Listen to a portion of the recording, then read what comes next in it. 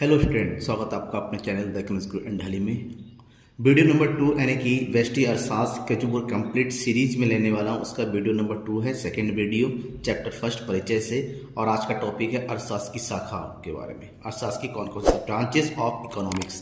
पूरी वीडियो को देखिएगा लास्ट तक, सब्सक्राइब कर लीजिएगा, शेयर कीजिए अपने दोस्तों के बीच में जो क्लास 12th में आए हुए हैं, 12th की तैयारी कर देंगे तो उनके लिए इंपॉर्टेंट है। क्योंकि पूरे कंप्लीट कोर्स में अवेलेबल करवाऊंगा इस लॉकडाउन के दौरान, ठीक ना। तो सबसे पहले अर्थशास्त्र की शाखाओं की बात करें तो नॉर्वे के अर्थशास्त्री थे प्रोफेसर रैगनर फ्रिश। उन्होंने अर्थशास्त्र की शाखाओं को दो वर्गों में बांटा है, दो शाखाएं। उन्होंने कहा कि एक है व्यष्टि यानी कि सूक्ष्म अर्थशास्त्र, दूसरा है समष्टि यानी कि वृहद अर्थशास्त्र। सूक्ष्म अर्थशास्त्र जिसको माइक्रो इकोनॉमिक्स कहा जाता है और समष्टि अर्थशास्त्र जिसको मैक्रो इकोनॉमिक्स कहा जाता है। और समष्टि अर्थशास्त्र के बारे में थोड़ा सा जाने कि माइक्रो जो है एक ग्रीक वर्ड है, माइक्रोज से मिलकर बना हुआ है जिसका अर्थ होता है छोटा। जबकि समष्टि अर्थशास्त्र में समष्टि जिसका इंग्लिश वर्ड होता है मैक्रो जो है ग्रीक वर्ड मैक्रोज से बना है और इसका मतलब होता है बड़ा। यानी कि हम ये दोनों के बारे में अगर सही से कहें कि व्यष्टि अर्थशास्त्र एक छोटा यानी कि सूक्ष्म अभिकल्पना है, जबकि समष्टि अर्थशास्त्र एक विशाल यानी कि बृहद अभिकल्पना है। तो दोनों के बारे में थोड़ा अर्थ जान लेते हैं। व्यष्टि अर्थशास्त्र में केवल एक व्यक्तिगत इकाई की आर्थिक इकाइयों का अध्ययन किया जाता है। व्यष्टि क्योंकि सूक्ष्म अर्थशास्त्र है, छोटी छोटी अर्थव्यवस्था की छोटी छोटी समस्याओं का व्यक्तिगत अध्ययन किया जाता है। जैसे एक उपभोक्ता की समस्या, एक विक्रेता हो गया, एक वस्तु की कीमत का हो गया, ठीक है ना। तो इसे व्यष्टि अर्थशास्त्र के अंतर्गत रखा जाता है। जबकि समष्टि अर्थशास्त्र क्योंकि बृहद है, विशाल है, इसके अंतर्गत अर्थव्यवस्था की संपूर्ण स्तर पर आर्थिक क्रियाओं का अध्ययन किया जाता है, बड़ी समस्याओं का अध्ययन किया जाता है। ऐसी समस्याएं जो अर्थव्यवस्था की संपूर्ण यानी कि सामूहिक रूप से पाई जाती हैं, जैसे राष्ट्रीय आय, बचत, कुल रोजगार आदि। व्यष्टि अर्थशास्त्र के जनक की बात करें, व्यष्टि अर्थशास्त्र के जनक होता है प्रोफेसर एडम स्मिथ।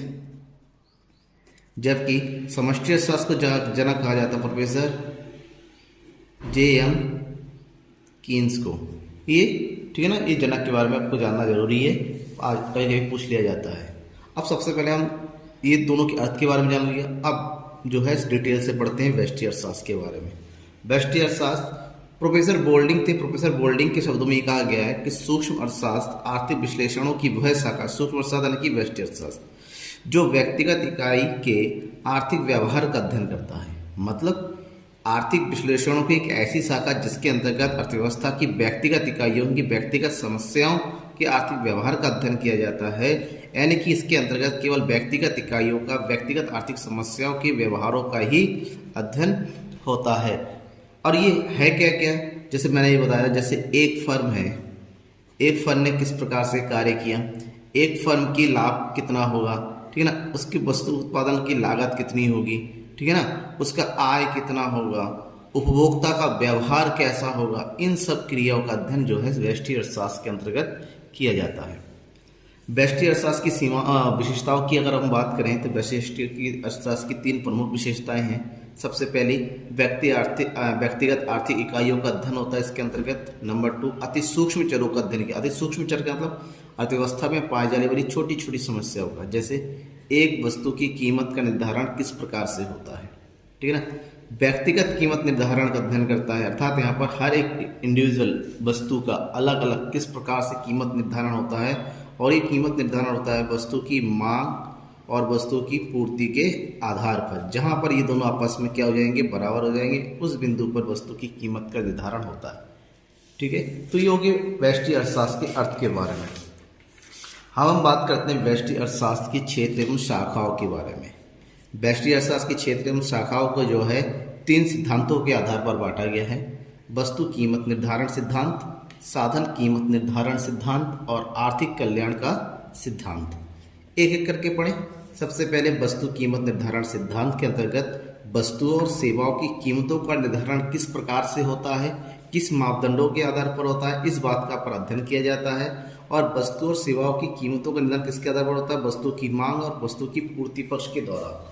और वस्तु की जो मांग है, यहाँ पर वस्तु की मांग के अंतर्गत उपभोक्ता के व्यवहार, किसका, उपभोक्ता के व्यवहार का अध्ययन किया जाता है, उपभोक्ता के व्यवहार का समावेश किया जाता है, जबकि पूर्ति के अंतर्गत उत्पादन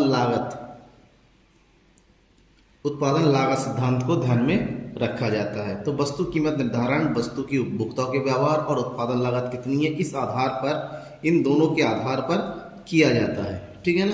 अब दूसरा है साधन कीमत। साधन कीमत मतलब किसी वस्तु के उत्पादन में किन किन साधनों का प्रयोग होता है, और उत्पादन के साधन कौन कौन से हैं, भूमि, पूंजी, श्रम, उद्यमी।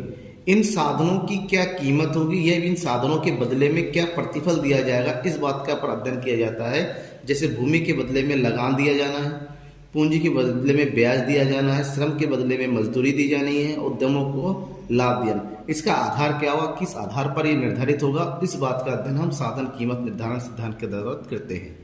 और तीसरा है आर्थिक कल्याण का सिद्धांत।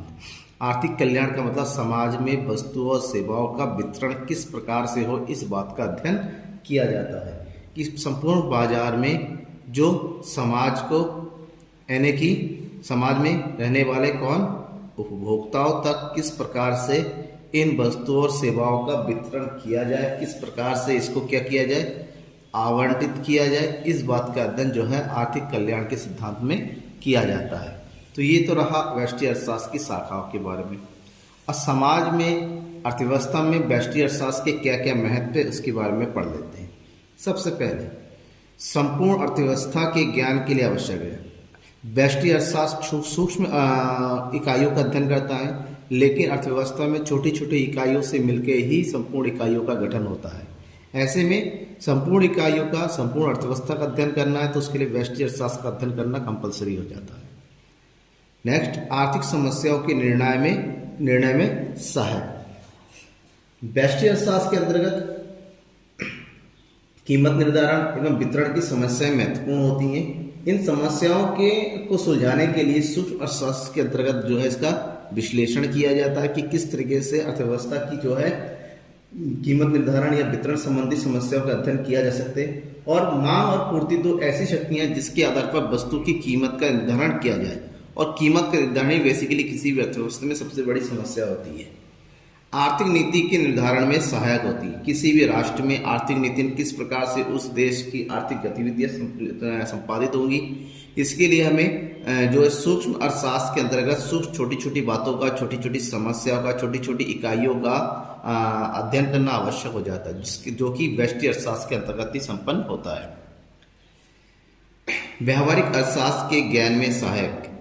व्यष्टि अर्थशास्त्र के अंतर्गत जो व्यावहारिक ज्ञान है, जैसे राजस्व अर्थशास्त्र इत्यादि समस्याओं को समझने के लिए हमें व्यावहारिक अर्थशास्त्र की आवश्यकता पड़ती है, और व्यावहारिक अर्थशास्त्र को समझने के लिए व्यष्टि अर्थशास्त्र आवश्यक हो जाता है, क्योंकि व्यष्टि अर्थशास्त्र ही जो है व्यक्तिगत व्यवहारों का अध्ययन करता है। इन सभी महत्वों के अलग के होने के बावजूद व्यष्टि अर्थशास्त्र में कुछ सीमाएं हैं, कुछ कमियां रह जाती हैं, जिससे हमारे संपूर्ण विश्लेषण का एनालाइसिस नहीं हो पाता है, संपूर्ण विश्लेषण का रिजल्ट नहीं आ पाता है।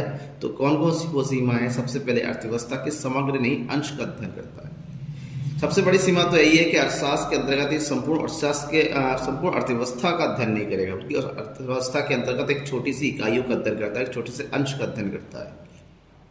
आर्थिक प्रणाली का अपर्याप्त विश्लेषण, ये संपूर्ण आर्थिक प्रणाली का विश्लेषण नहीं करता, जबकि उसका एक सामूहिक का छोटी इकाइयों का अध्ययन करता, विश्लेषण करता है, इसलिए ये अपर्याप्त हो जाता है। इसके आधार पर हम संपूर्ण जो है परिणाम या निष्कर्ष निकाला नहीं जा सकता है। वास्तविक मान्यता पर आधारित। अवास्तविक मान्यता, ये इस मान्यता पर आधारित है कि हम ये मान के चलते हैं संपूर्ण बाजार में क्या है, अर्थव्यवस्था में पूर्ण रोजगार की स्थिति बनी हुई है, क्योंकि ये व्यक्तिगत है। एक बार में जब एक उपभोक्ता का अध्ययन करता था, हम मान के चलते हैं कि उपभोक्ता पूर्ण रोजगार प्राप्त किया हुआ है, अर्थात ये अवास्तविक मान्यता पर है। जबकि अर्थव्यवस्था में तमाम लोग ऐसे भी होते हैं जो बेरोजगार होते हैं, उनके पास रोजगार नहीं होता है। मुक्त व्यापार के विचार पर आधारित। मुक्त व्यापार का मतलब ये हमेशा बाजार संकल्पना की बात करता है, और मुक्त व्यापार का मतलब होता है एक ऐसी अर्थव्यवस्था जिसमें सरकार का हस्तक्षेप ना हो, जबकि ऐसा हो, ठीक है। तो अर्थात अर्थव्यवस्था में सरकार का हस्तक्षेप होता है, जबकि ये हस्तक्षेप की बात नहीं करता। इसलिए ये कहीं ना कहीं इसकी एक सीमा आ जाती है कि हम कहीं ना कहीं किसी बिंदु को जो है हद से ज़्यादा बढ़ाकर या उसको कम तर मांग के फिर उसका अध्ययन करते हैं। Thank you.